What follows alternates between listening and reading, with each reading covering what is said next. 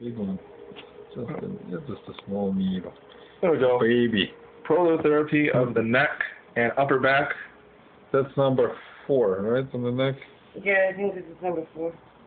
With a very, very long needle. Was it 4 inches? 3. 3 inches. And the thing is, why I use 3? Because it's very stiff. It doesn't bend.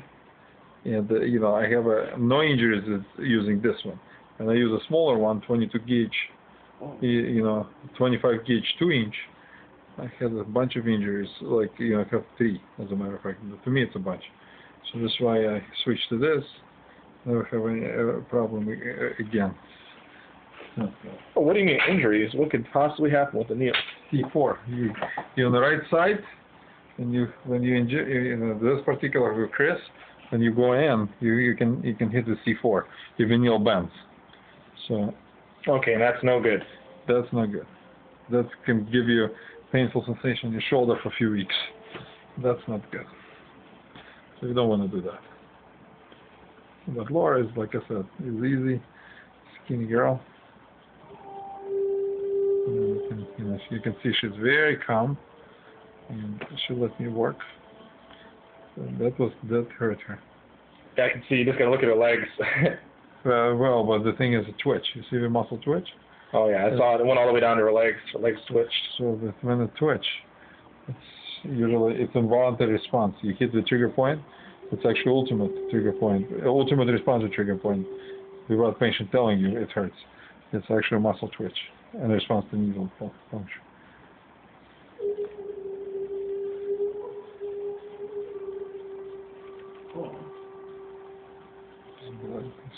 Small blood, that's the problem.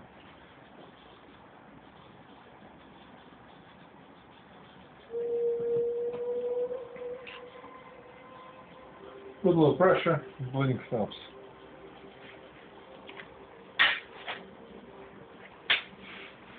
Sure didn't stop, but it will.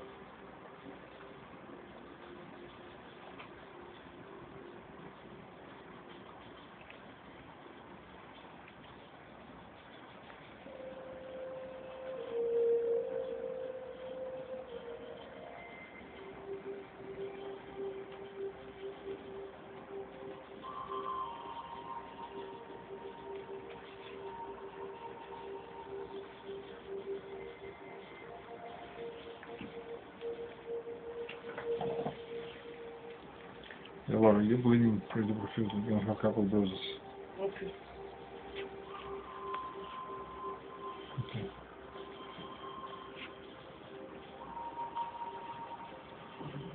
So I did intraspinous ligament, Laura jump. That's pretty superficial. The important portion about injecting intraspinous, don't go deep, because you don't want to hear the patient coughing. Don't want to puncture a lung? That's exactly what it is. And when you puncture a lung, usually the patient do, that's not a good sign. I can't imagine that would feel too good. It's not, and I've seen it happen too. So, not on me doing it, but I think that was with endurance training. One of the guys I trained with puncture lung, so I saw, like how the patient respond to it. A study. So again, personally never punctured a lung, and would like to keep it that way. I'm sure Laura agrees with you. The thing is, Laura is not going to happen already because I'm past the lung level where I can actually puncture it much higher.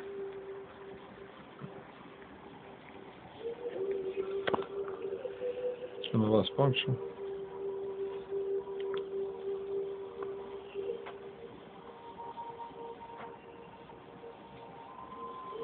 Okay, we're gonna do skull one. Yep. And now we're gonna do skull. Skull is impossible to actually, when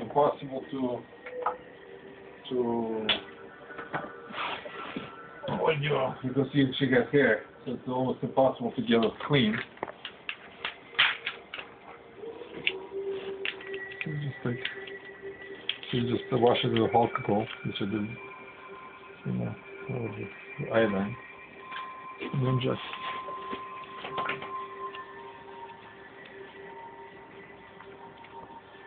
Well, after this, we'll have everything documented. All. Less occipital? The only thing we haven't really done is the other leg. I've seen the right leg, not the left leg. So after that, it'll be everything, I guess. Shoulder. You're going to do shoulder? Yeah, we're definitely going to do shoulders. Oh, that's right. Haven't done the shoulders yet. Got the lower back, the knee, the ankle. The shoulders I don't like to do too much because we usually, if if shoulders do not, you're a tricky joint, we do not respond as good to prolapse. We do occasionally, but not, we do, but it's not us.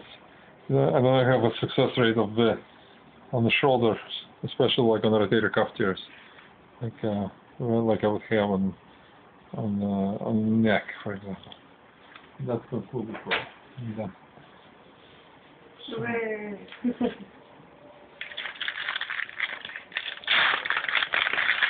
Yeah, then we're going to have some hickeys for a while. I was taking that vitamin E before, so that's probably why I'm bleeding. You're bleeding profusely. Again, nothing dangerous. It's just gonna have, like I said, Michael says, you'll have you have some hickeys.